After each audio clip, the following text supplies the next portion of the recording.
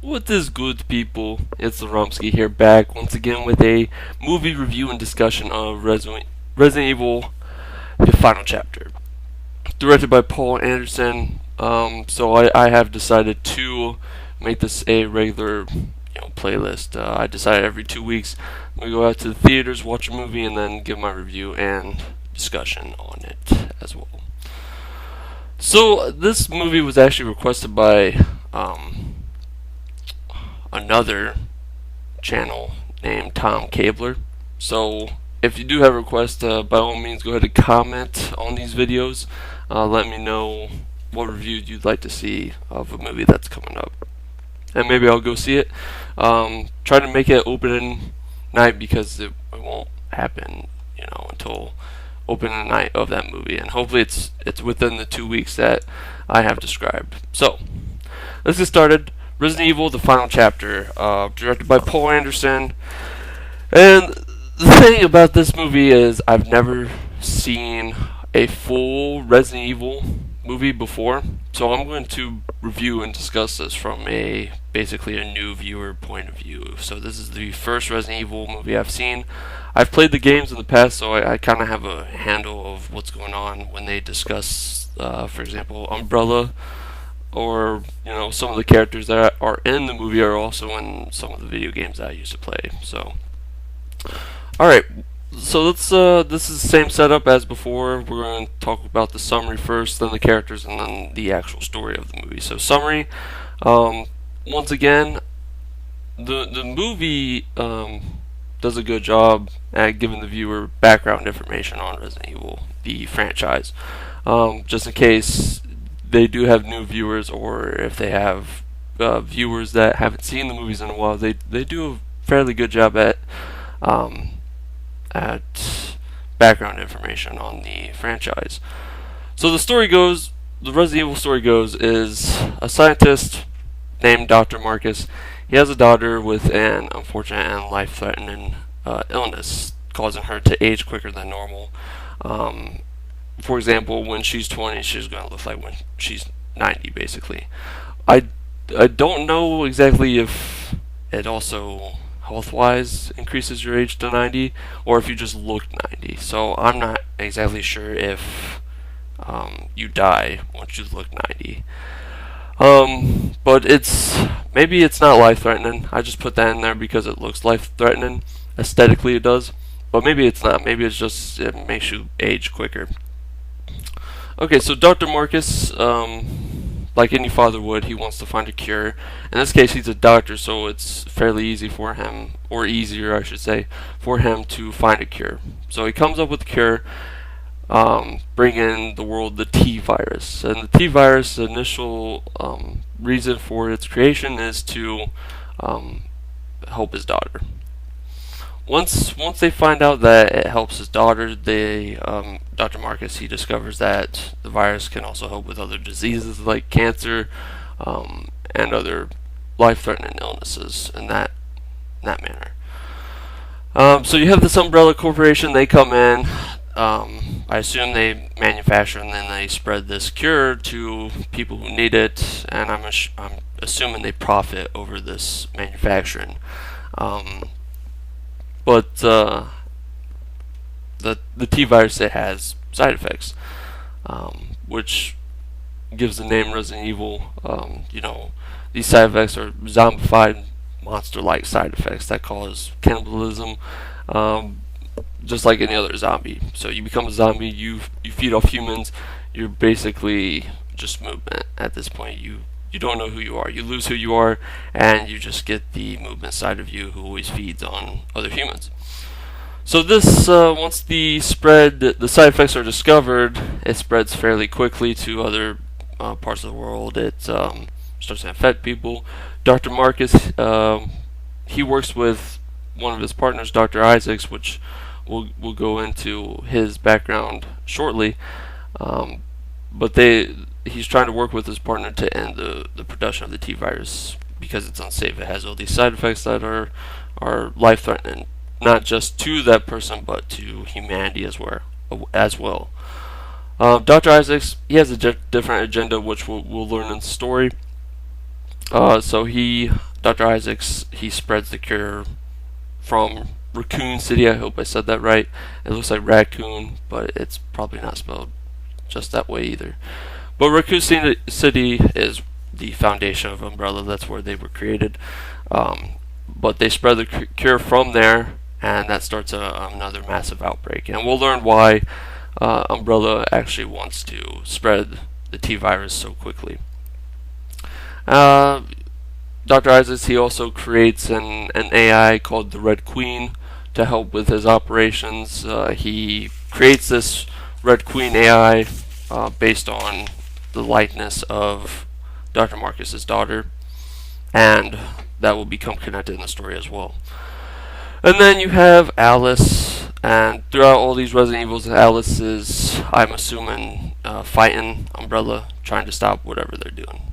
And I believe every Resident Evil is kind of like that.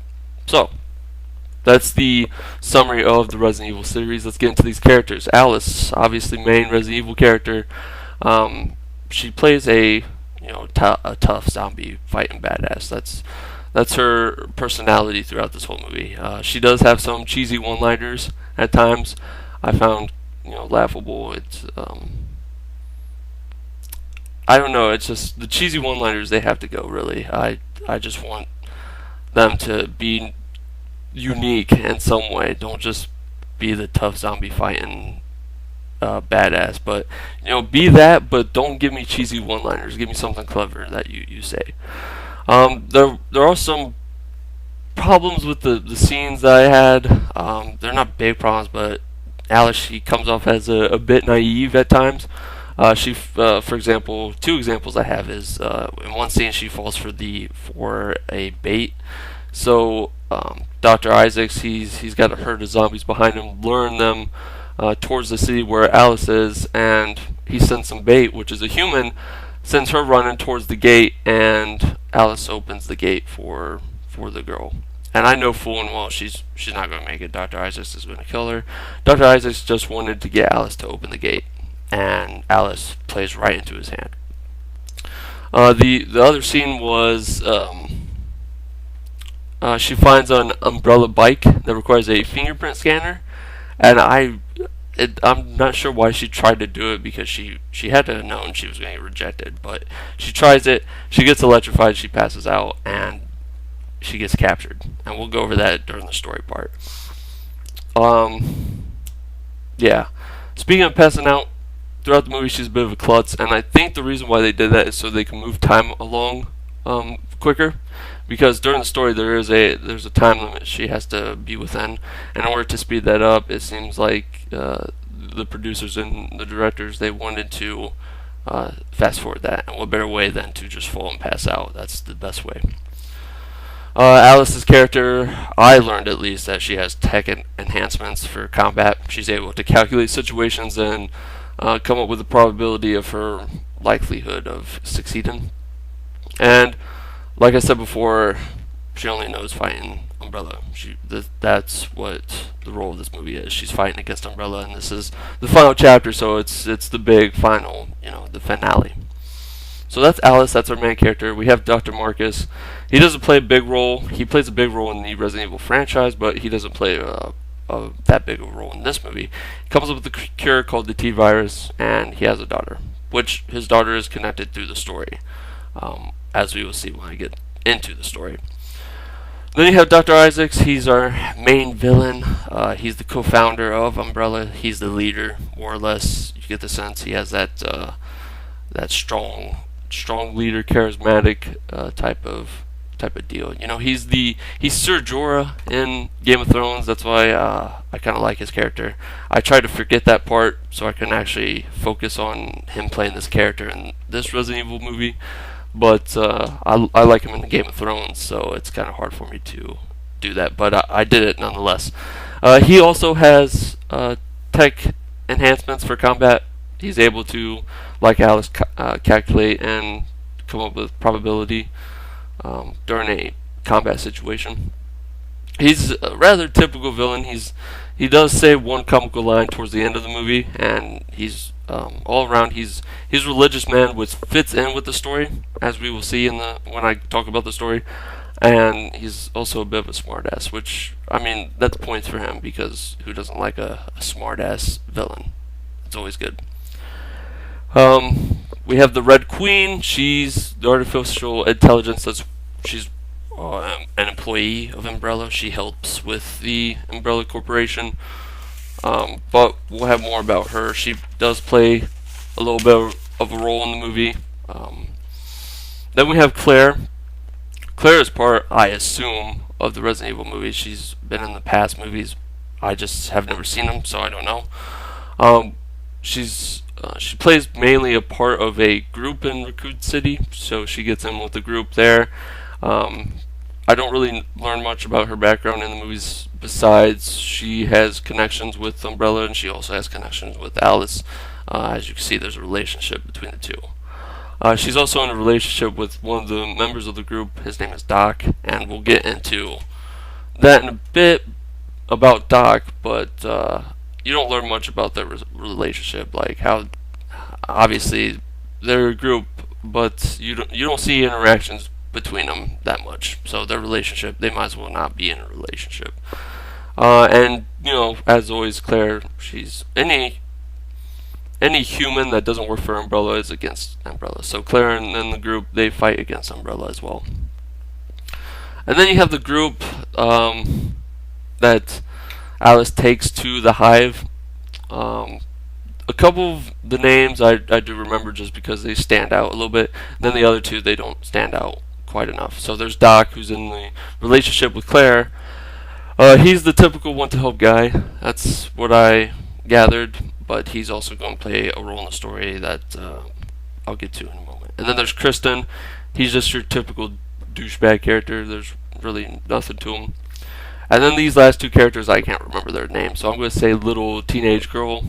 She's your typical rebel teenage girl. She just has a uniqueness about her. And I'll go over that here in a moment when we get to the story. And then you have the black guy. Don't remember his name. I could have researched it up. It just didn't seem... I mean, it seemed pointless to look up his name, because he's nothing. There's really nothing unique to him. Now that I think of it, he's kind of a nervous character. He's always paranoid as well, if I had to describe him. Of all these four people I mentioned within the group, one of them is important. That's about it. The rest are just fillers, and this really isn't a spoiler, but most of them die. So we'll get to that here in a moment. And then we have Wesker. I thought Wesker was going to play a bigger role in this. He does play a medium-sized role, but I thought he'd play a bigger-sized role in this since it's the final chapter. He's an employee of Umbrella, and he mainly plays the a game master at the end. And what I mean by game master is he plays with Alice in the group once they get to the Hive, and that's where Wesker is. He's at the Hive, and he's just trying to play a game with them until they get to the end.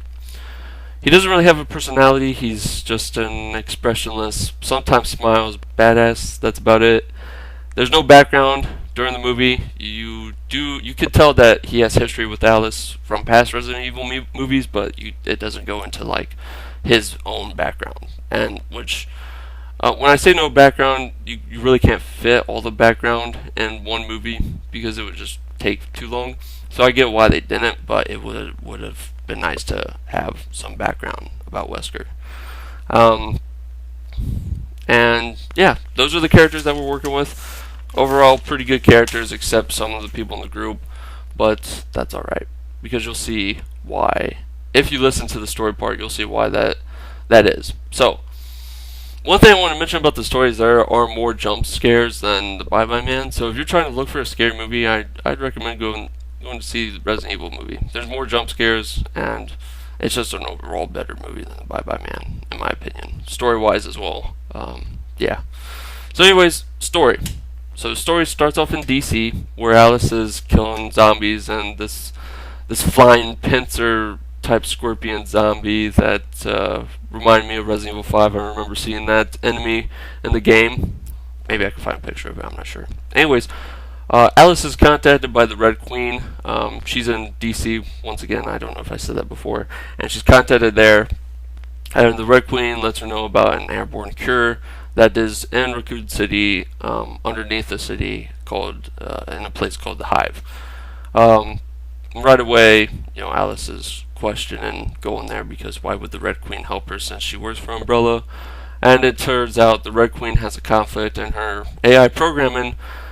She does work for Umbrella and she has to stay loyal to them, but she also has a piece of programming in her that requires her to help humans as well and keep them alive. And that's Umbrella's whole purpose, is to kill off all humans on the world and start anew. We'll get to that here in a second. So, anyways, journey to Raccoon City.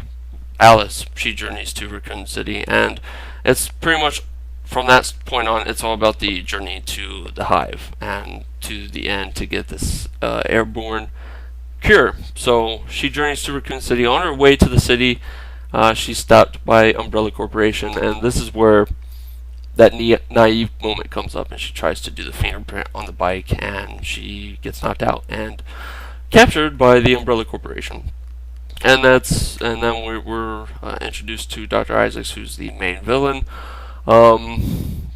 Eventually, Alice gets put on a rope and basically baited to zombies, and she eventually escapes from their grasp during a fight with Dr. Isaacs. And there is one thing.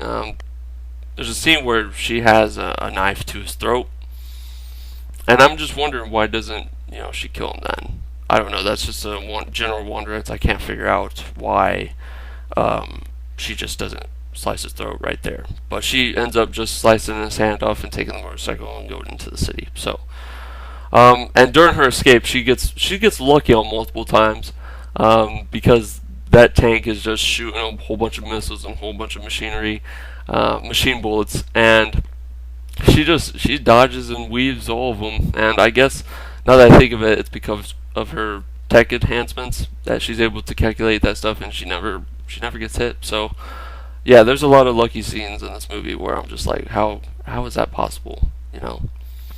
Eventually, Alice does get into the city, and this is where you meet the group within the city along with Claire. And during this time, the herd of zombies is coming along the way with Dr. Isaacs, so they have to fight against Umbrella and the undead at the same time. And during these scenes, they come up with some pretty cool, nifty contraptions. So they have a catapult, but the catapult, they put barrels in, and they set the fire barrels. They set the fire barrels. They set the barrels on fire, and they catapult them to the undead. And it's a pretty good defense mechanism. They're also fighting along the gates as well. There is a part, the final fight scene of the city, is they have a fire waterfall, and it's pretty cool. It's a remarkable scene. I didn't think they would do, but it's pretty clever how they did it. But it's pretty unbelievable how they do it, and nobody gets hurt, I guess, because there are scenes where there's explosions, and they're like 2 feet away from the explosion, but they don't get hurt.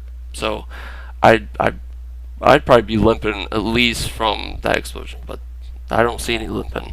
Anyways, they finish the fight off, and eventually, the Allison group, they head to the Hive.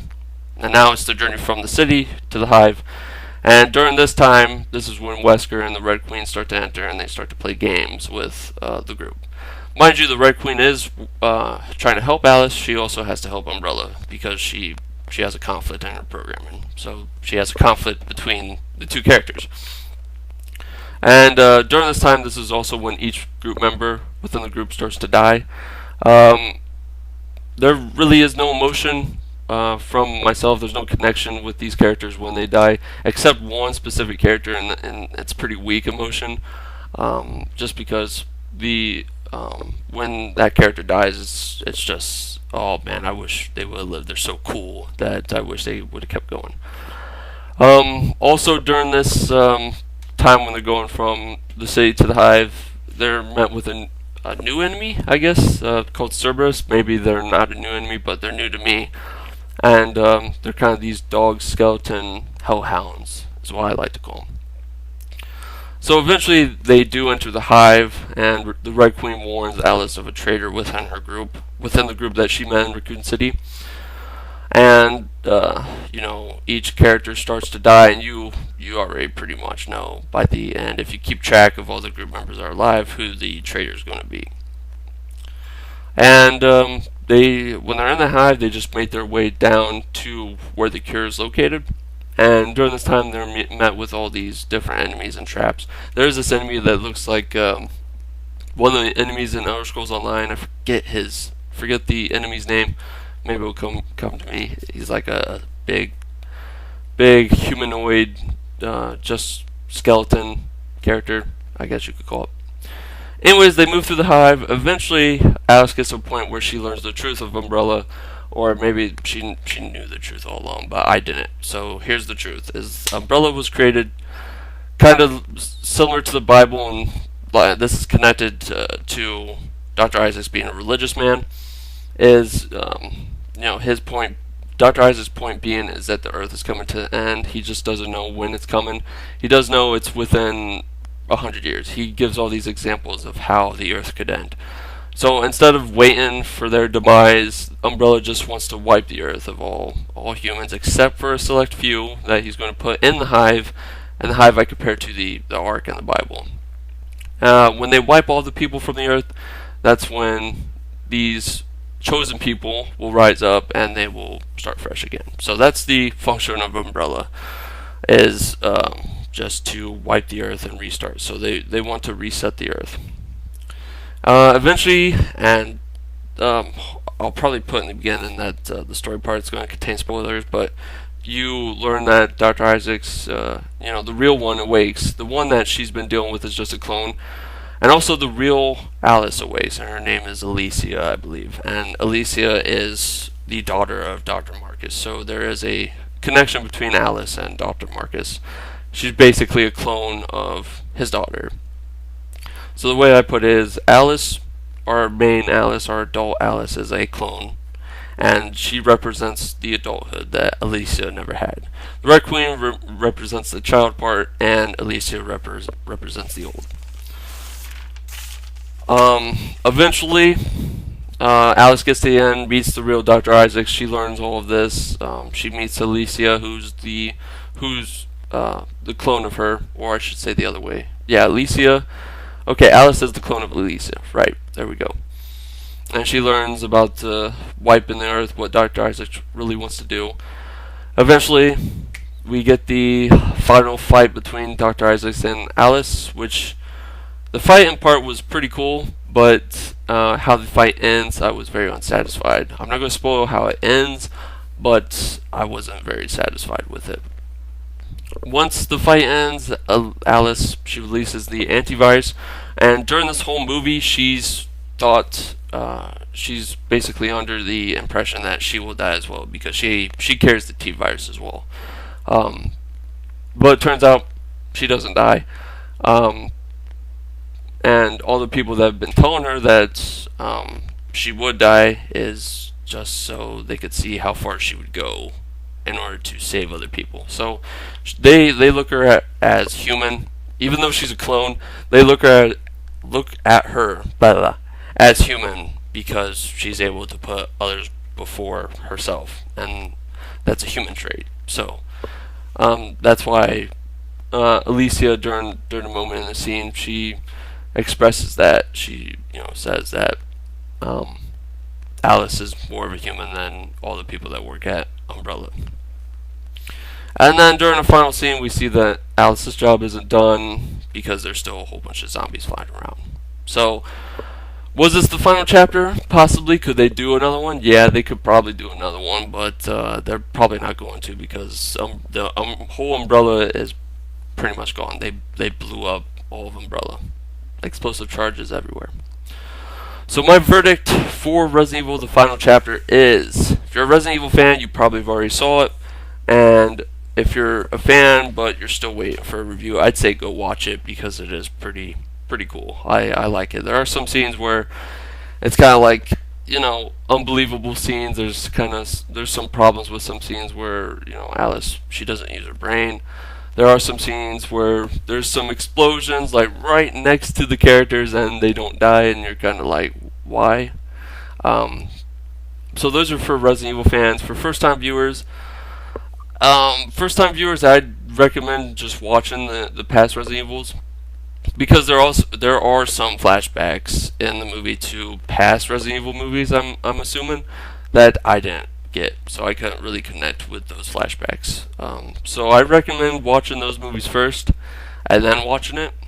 But if you want the same experience as I, then I would just wait until it comes out on DVD and rent it, and then see how it feels. So that's my verdict. Resident Evil fans, go watch it. First time viewers, go watch the past movies and then watch this movie. So, anyways, that is it for the review and discussion of Resident Evil: The Final Chapter. If you have any opinions of yourself, of your own accord, go ahead and put them down in the comments. If you like this review, go ahead and give it a like and subscribe to my channel. More reviews and discussions to come. And yeah, that's it, you guys. Thanks for watching this review and discussion on Resident Evil: The Final Chapter. We'll see you guys in the next one. Later!